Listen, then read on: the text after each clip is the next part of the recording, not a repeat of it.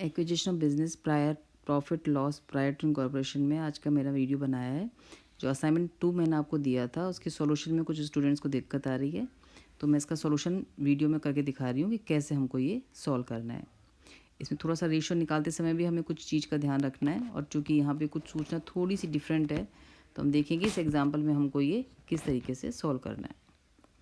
जो असाइनमेंट मैंने आपको दिया था उसमें सूचना थी, मंत्री एजेंसीज ने 1 जनवरी 2019 को अपना साझेदारी व्यवसाय एक सीमित कंपनी के बदलने का निर्णय लिया। परचेज कंसिडरेशन हमारा 2,34,00,000 निर्धारित हुआ था। प्रॉफिट जो सर्टिफिकेट मिला है कंपनी को बिजनेस शुरू करने का वो हमें मिला है 1 अप्रैल 2019 को, क्योंकि हमने बिजनेस परचेज कर लिया है 1 जनवरी को और सर्टिफिकेट हमको मिला है 1 अप्रैल को। तो जनवरी से मार्च 3 मंथ्स हमारी यहाँ पे टाइम पीरियड हो जाएगा प्री एक्विजिशन का। इस बीच कंपनी के नाम से व्यवसाय चालू रहा। क्रय प्रतिफल का उक्त तिथि को यानी 1 अप्रैल को हमने परचेज कंसिडरेशन चुका दिया 12% की इंटरेस्ट के साथ में। तो ये जो 12% इंटरेस्ट होगा हमारा 2,34,00,000 पे, ये हमारा प्री एक्विजिशन में आ जाएगा। कंपनी ने अपने प्रथम अंतिम खाते 31 मार्च 2020 को समाप्त किए हैं, यानी हमारा शुरू तो हो गया जनवरी 2019 से, समाप्त हमने किया 31 मार्च 2020। तो पहला तो यहाँ पे डिफरेंस ये है कि यहाँ पे अकाउंट्स की जो सूचना है वो 12 महीने की नहीं है, यहाँ पे फ्रॉम 1 जनवरी 2019 टू 31 मार्च 2020 यानी 15 महीने की 15 मंथ्स की इन्फॉर्मेशन यहाँ पे हमको दे रखी है। तो एक तो हमको ये ध्यान रखना है सूचनाएं निकालते समय। फिर में रेवेन्यू दे रखा है, रेवेन्यू फ्रॉम ऑपरेशन है, उसमें से परचेज है, क्लोजिंग स्टॉक, सेल्स, कुछ खर्चे हमको दे रखे हैं, depreciation, miscellaneous expenses, manager director salary. नीचे लिखा हुआ है कंपनी ने 12% की दर से क्रय प्रतिफल को चुकाने व कार्यशील पूंजी की आवश्यकता हेतु 1 करोड़ रुपए का ऋण लिया है। 1 अप्रैल 2019 से कंपनी की औसत मासिक बिक्री फर्म की तुलना में 2 गुना लेकिन वेतन में 3 गुना वृद्धि हुई है।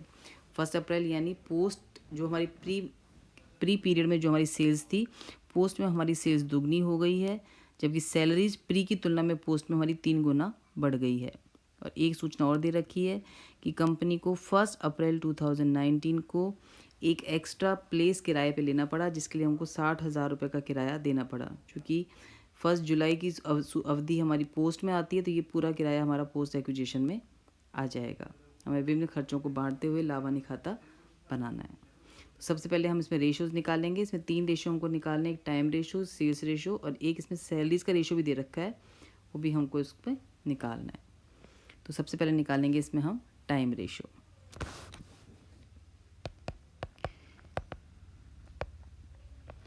इसमें टाइम रेशो चूँकि यहाँ पे अवधि हमारी 15 मंथ्स की है, यहाँ पे हमारा बिजनेस शुरू हुआ है 1 जनवरी 2019 से, उसको एंड हमने किया है 31 मार्च 2020 को। बिजनेस जो परचेज़ किया है, हमारा जो सर्टिफिकेट हमको मिल गया शुरू करने का, वो हमको मिल गया 1 अप्रैल 2019 को। तो जो प्री पीरियड है हमारा 2019, तो जो प्री पीरियड है वो हमारा हो जाएगा फ्रॉम 1 जनवरी 2019 टू 31 मार्च 2019, और जो पोस्ट पीरियड है हमारा वो हमारा हो जाएगा फ्रॉम 1 अप्रैल 2019 टू 31 मार्च 2020। तो ये पीरियड हमारा आ जाएगा 3 मंथ्स, ये आ जाएगा 12 मंथ्स। इसको और सिंप्लीफाई कर दें तो हमारा रेशो जो टाइम पीरियड का है वो बन जाएगा 1:4। तो हमारा टाइम रेशियो है यहाँ पर 1:4। सेकंड निकालेंगे इसमें हम वैसे ही सेल्स रेशियो। इसमें सेल्स रेशियो के लिए कह रखा है कि जो हमारी मासिक बिक्री है, पोस्ट की बिक्री प्री की तुलना में दुगनी हो जाएगी। तो सपोज को हम मान लेंगे कि प्री पीरियड जो सेल है हमारी, यदि प्री पीरियड सेल्स हमारी x है, तो जो हमारी पोस्ट पीरियड सेल्स है, monthly sales, post period sales हमारी हो जाएगी दुगनी यानी 2x हो जाएगी। ये चूँकि मंथली सेल्स की बात कर रहे हैं यहाँ पे। तो प्री पीरियड की अवधि है 3 मंथ्स है, तो x इंटू 3 यानी यहाँ पर अपना हो जाएगा 3x, और यहाँ पे चूँकि 12 महीने की अवधि है तो ये हमारा हो जाएगा 2x इंटू 12 यानी 24x। तो रेशो जो हमारा हो जाएगा वो हो जाएगा 3 इंटू 24 यानी 1:8। तो यहाँ पे रेशियो जो बनेगा सेल्स का वो हमारा बन जाएगा टाइम रेशियो है हमारा 1:4, सेल्स रेशियो है हमारा 1:8। ऐसे हम निकाल देंगे सैलरीज का रेशियो।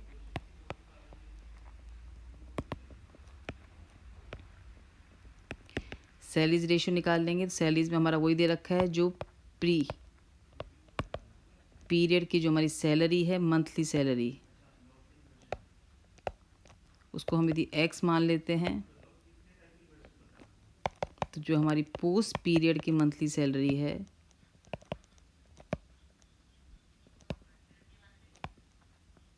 वो हमारी इसकी 3 टाइम्स यानी 3 गुना है।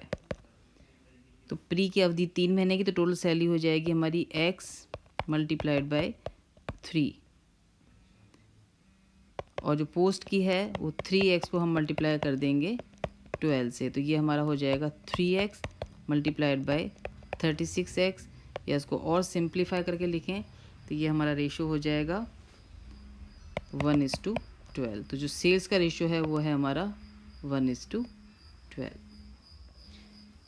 फोर्थ थिंग वर्किंग नोट्स में अपन निकाल देते हैं। इसमें रेंट की जो सूचना थी, तो टोटल रेंट जो हमें क्वेश्चन में दे रखा है, और टोटल रेंट की इन्फॉर्मेशन इसमें दे रखा है हमको 14,40,000।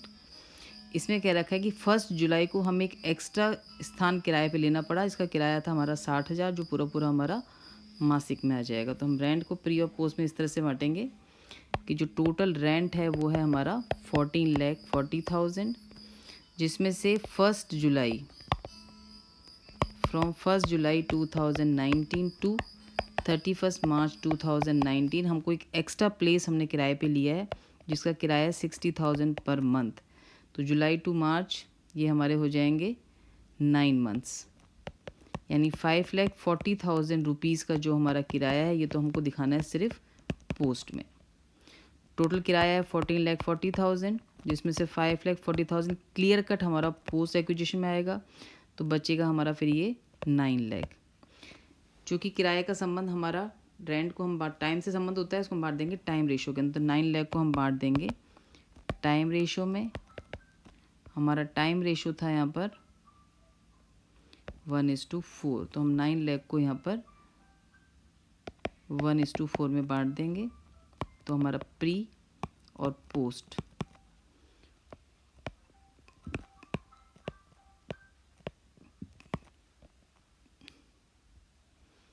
ये आ जाएगा 1,80,000, ये आ जाएगा 7,20,000। 540 पहले से ही पोस्ट में था, तो टोटल प्री का जो रेंट है वो आ जाएगा 1,80,000, और टोटल पोस्ट का जो रेंट है वो हमारा आ जाएगा यहाँ पर 12,60,000। सेम इसी तरीके से हम बांट देंगे इंटरेस्ट को। यहाँ पे टोटल इंटरेस्ट हमें दे रखा है क्वेश्चन में 19,20,000, जिसमें परचेज कंसिडरेशन पे जो इंटरेस्ट है वो हमारा प्री में आ जाएगा। बाकी लोन हमने लिया है पोस्ट के अंदर, तो बाकी रिमेनिंग इंटरेस्ट आ जाएगा हमारा पोस्ट में। तो 2,34,000 का 12% का जो इंटरेस्ट है वो हमारा प्री में आ जाएगा। तो टोटल इंटरेस्ट है हमारा यहाँ पर 19,02,000, जिसमें प्री पीरियड इंटरेस्ट हमारा निकल जाएगा 12% ऑन 2,34,00,000 फॉर 3 मंथ्स। ये निकल जाएगा हमारा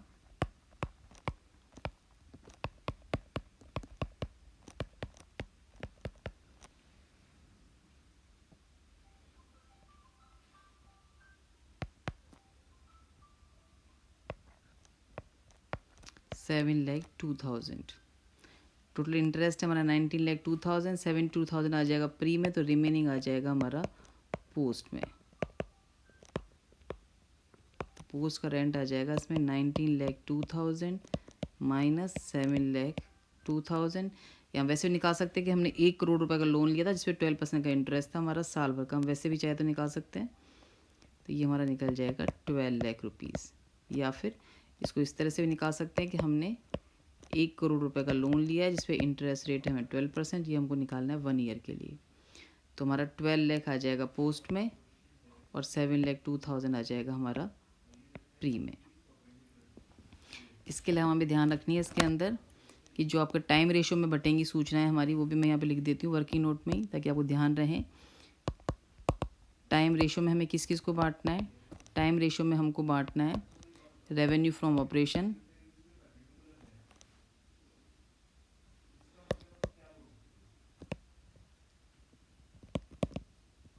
यानी सेल्स, इसको सेल्स रेशो में बांटना है।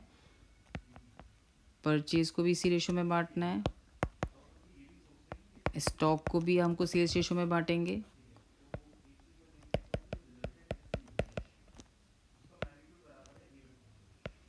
एडवर्टाइजमेंट भी सेल्स रेशो में बटेगा। डिस्काउंट भी को सेल्स रेशो में बांटना है। इन सब चीज़ों को हमें बांट के दिखाना है सेल्स रेशो में।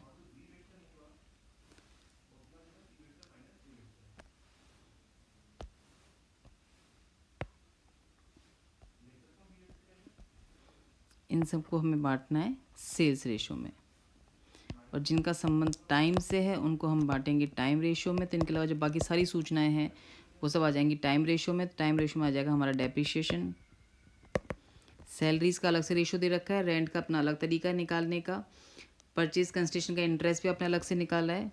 उसके अलावा बाकी जो आइटम्स हैं उसमें टाइम रेशो में बढ़ जाएगा सिंपल आपका डेप्रिशिएशन, ऑफिस एक्सपेंसेस, ये जो खर्चे हैं इसको हम बांट देंगे सिंपल टाइम रेशो के अंदर। अब ये ध्यान रखते हुए हमको क्वेश्चन को सॉल्व करना है। तो सबसे पहले अपन यहाँ पे लिख देते हैं टाइम रेशो जो था हमारा 1:4, सेल्स रेशो ये था हमारा 1:8, और एक हमारा सैलरीज रेशो था जो था हमारा 1:12। सबसे पहले इसमें आ जाएगा revenue from operation.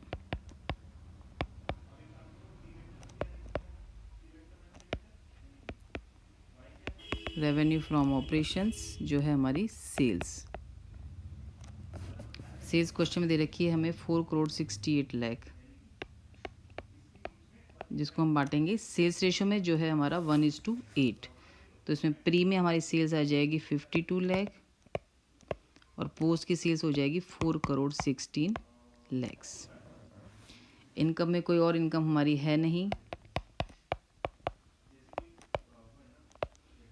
Other income की और कोई सूचना है नहीं, तो यही हमारी हो जाएगी टोटल इनकम।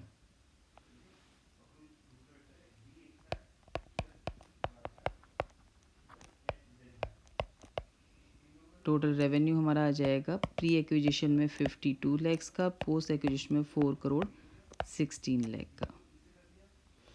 इसमें से फिर अपना नेक्स्ट आइटम आ जाएगा 4th नंबर पे हमारे एक्सपेंसेस, जिसमें सबसे पहले आ जाएंगे ट्रेडिंग के आइटम। ट्रेडिंग के आइटम में सबसे पहले आ जाएगा purchase of stock in trade. Purchase of stock in trade जो हमको क्वेश्चन में दे रखा है 3,60,00,000, जिसको भी हम बांट देंगे सेल्स रेशो में। ये भी हमारा सेल्स रेशो में बढ़ जाएगा जो है हमारा 1:8। ये आ जाएगा हमारा 40 लाख एंड 3,20,00,000। इसके बाद changes in inventories of stock. इसमें क्लोजिंग स्टॉक दे रखा है तो उसको हम लेस करके दिखा देंगे। ध्यान रखना है ओपनिंग स्टॉक हमें जोड़ के दिखाना है, क्लोजिंग स्टॉक हमें लेस करके दिखाना है। और डिफरेंस दे रखा है तो डिफरेंस में यदि क्लोजिंग स्टॉक ज़्यादा है तो हमें लेस करना है, ओपनिंग स्टॉक ज़्यादा है तो हमें ऐड करना है। तो changes in inventories,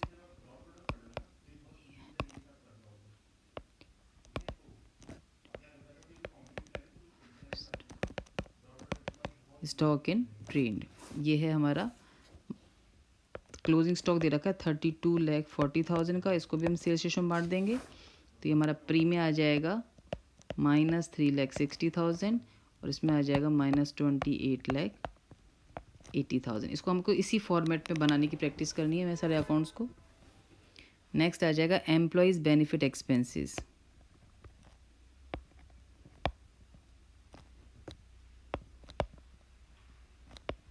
employees benefit expenses सबसे पहले कैटेगरी आएगी ये वाली, इसमें आ जाएगी हमारी सैलरी, इसमें आ जाएगी managing director salary.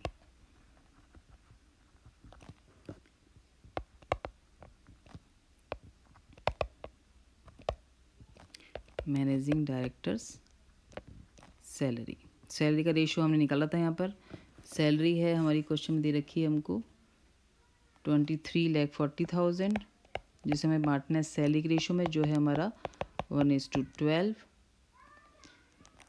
Managing director salary चूँकि कंपनी में ही होती है तो ये हमारी आएगी सिर्फ पोस्ट में। तो सैलरीज को बांट देंगे हम, तो सैलरी हमारी बढ़ जाएगी। तो प्री में आ जाएगी 1,80,000 और पोस्ट में आ जाएगी 21,60,000। मैनेजिंग डायरेक्टर सैलरी सिर्फ पोस्ट में आ जाएगी 1,80,000। इसके बाद नेक्स्ट हेडिंग आ जाएगी हमारी फाइनेंस कॉस्ट। फाइनेंस कॉस्ट, इसमें है हमारा इंटरेस्ट।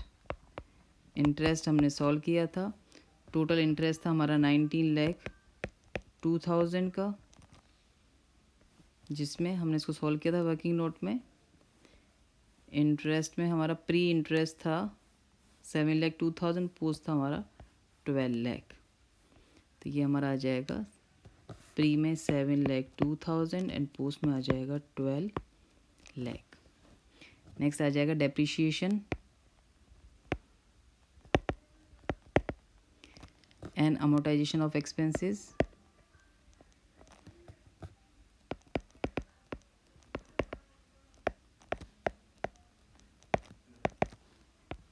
इस हेडिंग में हमें दे रखा है सिर्फ डेप्रिशिएशन। डेप्रिशिएशन सिंपल बढ़ जाएगा हमारा टाइम रेशियो में। डेप्रिशिएशन का अमाउंट है हमारी 3,60,000, जिसको हम बांटेंगे टाइम रेशियो में। टाइम रेशियो है हमारा 1:4।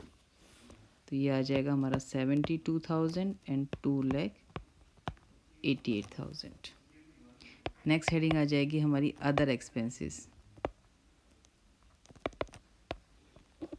इसमें बाकी बचे हुए सारे खर्चे आ जाएंगे। एडवर्टाइजमेंट,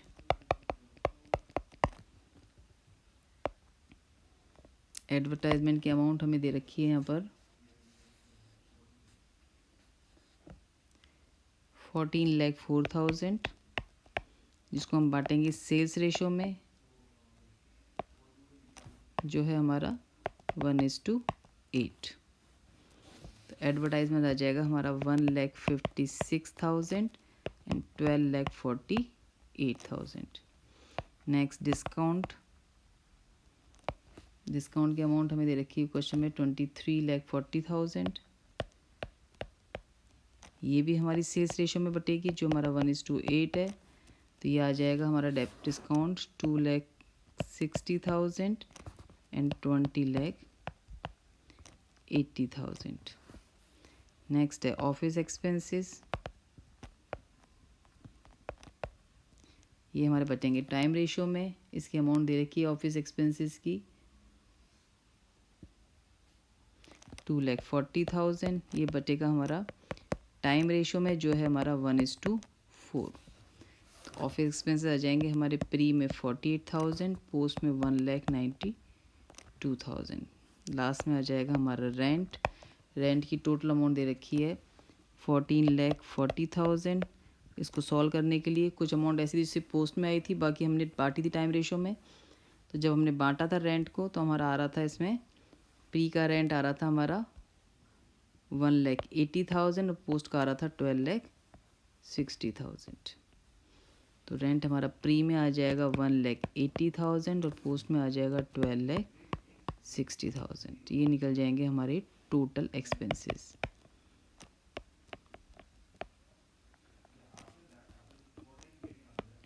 $52,38,000 प्री एक्विजिशन में और 3,77,28,000 पोस्ट एक्विजिशन में। फिर नेट प्रॉफिट या लॉस निकाल लेंगे सबसे लास्ट में। नेट प्रॉफिट ऑब्लिक लॉस, जो हम निकाल देंगे third column minus fourth column. Third थी हमारी टोटल रेवेन्यू, उसमें से टोटल एक्सपेंसेस हम लेस कर देंगे। तो प्री एक्विजिशन में यहाँ पे हमें लॉस आ रहा है, क्योंकि एक्सपेंसेस हैं 52,38,000 और इनकम सिर्फ 52 लाख की है। पोस्ट में हमें प्रॉफिट हो रहा है 38,70,000। चूँकि 38,000 का जो प्री एक्विजिशन लॉस है हमारा कैपिटल लॉस है,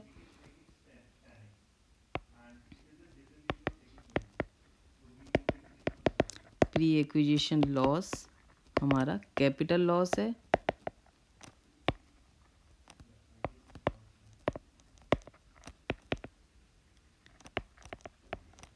इसको हम ट्रांसफ़र कर देंगे गुडविल में।